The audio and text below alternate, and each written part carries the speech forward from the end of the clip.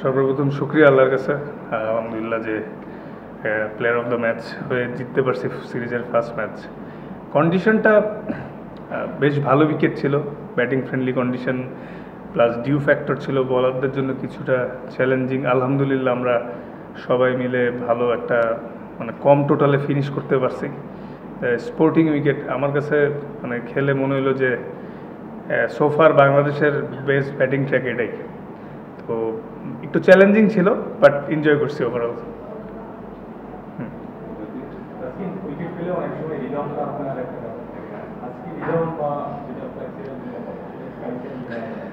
আলহামদুলিল্লাহ বেটার, মার্শাল্লাহ। মানে ইনজুরি থেকে আইসেই শ্রীলঙ্কা সিরিজ দিয়ে স্টার্ট করছি, বাট রিদমে একটু বাইকে একটু কষ্ট হচ্ছিল, বাট গেটিং বেটার। লাস্ট কিছু সপ্তাহে অনেক কষ্ট করছি সব মিলে, ট্রেনিং এবং সব মিলে। তো আস্তে আস্তে রিদমটা বেটার হচ্ছে। আমার মনে হয় still long way to go, আরও বেটার হবে ইনশাল্লাহ, আল্লাহ যদি সুস্থ রাখে। ওইটা নিয়েই কাজ করতেছি, মানে উইকেট পাওয়া। তো সেটা যেটা বললেন যে রিদমের বিষয়টা, এটাই প্রসেস ফলো করে যাচ্ছি যাতে সামনে আরও ভালো হইতে থাকে ইনশাল্লাহ। আজকে আপনি স্লোয়ার বল দিয়ে বেশ কয়েকটা উইকেট পেয়েছেন, পেসের ভ্যারিয়েশনও করতে আপনাকে দেখা যায়। রাদার দেন বোলিং এট টপ স্পিড, আপনি কি চেষ্টা করেছেন ভ্যারিয়েশনগুলো নিয়ে কাজ করতে এবং স্লোয়ার বল নিয়ে কাজ করা হয়েছে? As a fast bowler definitely I love to ball fast, but বিষয়টা হচ্ছে সিচুয়েশন রিড করে বল করা, কোন কন্ডিশনে কী প্রয়োজন এই মুহূর্তে। যেই সিচুয়েশানে আসছি, আমি পাওয়ার প্লেতে আসছি, মিডে আসছি, ডেতে আসছি, যে সিচুয়েশানে যেরকম বল করার কথা ছিল ওরকম চেষ্টা করছি এবং আলহামদুলিল্লাহ আই এক্সিকিউটেড ওয়েল। বাট আসলে ভালোর তো শেষ নাই। মানে টি-20 খেলা আসলে অনেক সময় অনেক ভালো ভালো বাউন্ডারি হয়, আবার সামটাইমস লাকিলি খারাপ বলে উইকেট হয়। বাট আজকে ওভারঅলই এক্সিকিউট করতে পারছি এবং ভেরিয়েশনসগুলো রাইট টাইমে ইউজ করতে পারে, তো হয়তো আজকের এই সাকসেসটা পাইছি।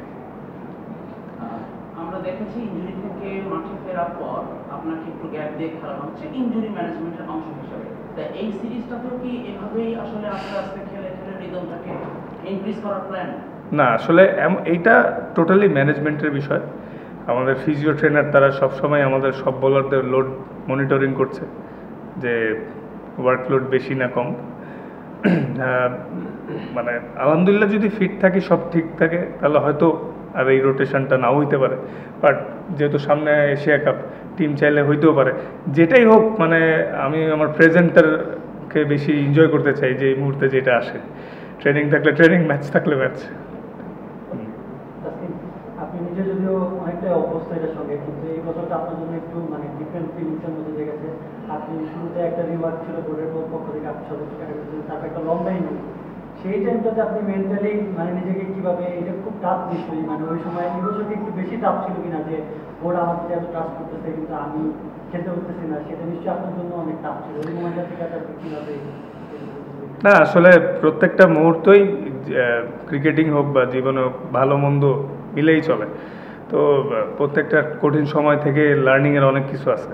শুধু আমি না, আমার ক্রিকেটিং কেরিয়ার না, আপনাদেরও সেম। তো যখন যেই মুহূর্তে আসে সেটা যদি আমি স্কিপ করতে চাই, সেটা আমার পেয়ে বসবে। সবসময় ফেস করে আগায় কেমনে যাওয়া যায়, এই জিনিসটা চ্যালেঞ্জ নিতে চাই। এবং ভালো হোক খারাপ হোক, বাট নিজের অনেস্টি আর দৃঢ়তা নিয়ে আগায় গেলে টুডে টুমোরো সব ঠিক হবে, এটাই আমার বিশ্বাস।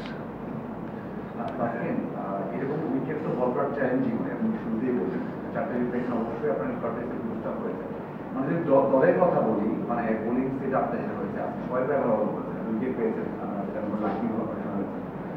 কেমন দেখছেন এই ইনিংসটাকে? কারণ এশিয়া কাপের সামনে আসে এবং ভেরিয়েশন সবকিছু মিলিয়ে বোলিংটা আপনি কিভাবে দেখছেন আমাদের সেটআপটা? এই ভালো চ্যালেঞ্জিং বলারদের জন্য, স্পেশালি 12 নম্বর ওভারটা না 13 নম্বর ওভারে যখন বল করতে আসলাম, অলরেডি বল ওয়েট ছিল। তো ডিউ ফ্যাক্টরে বলারদের এক্সিকিউট করাটা বেশ চ্যালেঞ্জিং। তো এটা আমাদের বলারদের জন্য ভালো, যদিও কঠিন চ্যালেঞ্জ। যদিও আমরা আর্লি উইকেট নেওয়াতে হয়তো ওরা বিগ টোটালটা করতে পারে না, কিন্তু ওদের টপ অর্ডাররা কেউ হয়তো যদি লম্বা সময় খেলে ফেলে, ডিফারেন্ট স্টোরি হইতেও পারতো। তো ওভারঅল ভালো ক্রিকেটিং কন্ডিশন। তো এটা আমার মনে হয় এশিয়া কাপের আগে একটা ভালো প্রিপারেশনই হচ্ছে।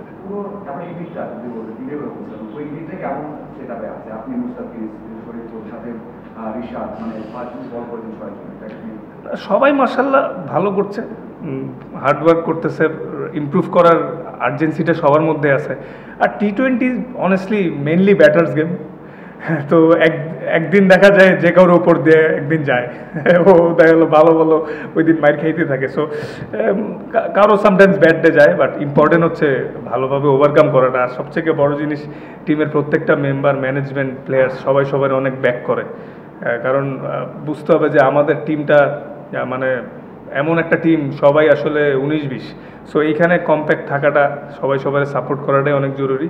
লাস্ট কিছু মাস ধরে কিন্তু ইমপ্রুভ হইতেছে মাশাআল্লাহ। সো এইভাবে যদি আগাইতে থাকে ভালো কিছুই হবে ইনশাআল্লাহ।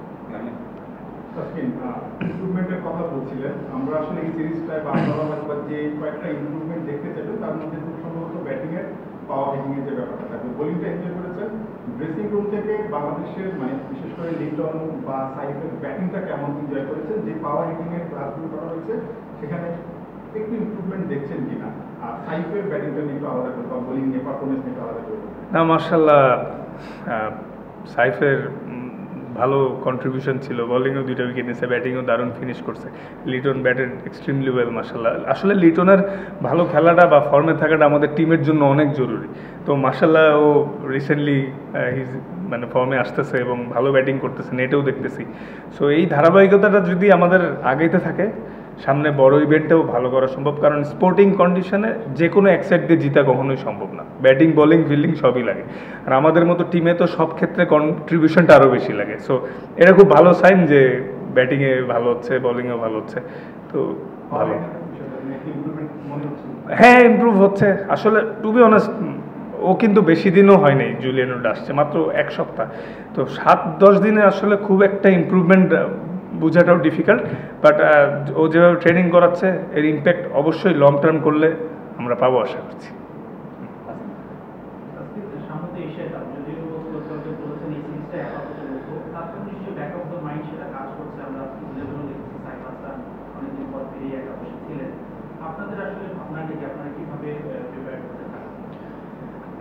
না আসলে প্রত্যেকটা ইন্টারন্যাশনাল ম্যাচে কিন্তু একটা প্রেশার থাকেই, অপোজিশন যাই হোক। আমরা কিন্তু লাস্ট ওয়ার্ল্ড কাপে ওদের সাথেই হারছিলাম, 23-এর ওয়ার্ল্ড কাপে। হ্যাঁ, তো মানে কোনো টিমই T20-তে আপনি মানে একটা ওভারে মোমেন্টাম চেঞ্জ হয়ে যে কোনো কিছু হতে পারে। তো এখানে কারোর সাথে কোনো লাইটলি নেওয়ার কিছু নাই। বিষয়টা হচ্ছে আমরা যেভাবে ক্রিকেট খেলতে যাচ্ছি, আমাদের সেই ইন্টেন্সিটিটা সবার জায়গা থেকে যে যার রোল, সেই রোলটা এক্সিকিউট কতটা করতে পারতেছে। এখন সবার রোল তো ডিফারেন্ট। এটা আসলে টিম মিটিংয়ে বা অ্যানালাইসিস করার সময় যখন আমরা সবাই কথা বলি, ওইখানে আমরা সবাই সবার ক্ষেত্রে অনেস্ট যে কে কতটুকু ইমপ্রুভ করতেছি, কার কই কাজ করা দরকার আরও বেশি। এভাবে করে সবাই কিন্তু আগায় যাচ্ছে, অনেক মেহনত করতেছে সবাই অফ দ্য ফিল্ডে। অনেস্টলি আশা করছি এই জিনিসগুলো ওভারকাম করে এই সিরিজ শেষ হয়ে সামনের সিরিজ যেটাই আসবে, সামনে অনেক খেলা। তো এশিয়া কাপের পরে আফগানিস্তান, ওয়েস্ট ইন্ডিজ, ওগুলা মানে যদি এই ধারাবাহিকতা থাকে অনেক ভালো কিছু হতে যাচ্ছে। না অনেস্টলি নর্মালি যখন আমরা বিপিএল খেলি, শীতের সময় একটু ডিউ থাকে, ভালোই ডিউ থাকে। বাট গরমকালেও যে এত ডিউ থাকবে এটা এক্সপেক্ট করিনি। বাট এটা তো কন্ট্রোলে নাই, ওয়েদার তো কন্ট্রোলে নেই, তো এটাতে অ্যাডজাস্ট করতে হবে।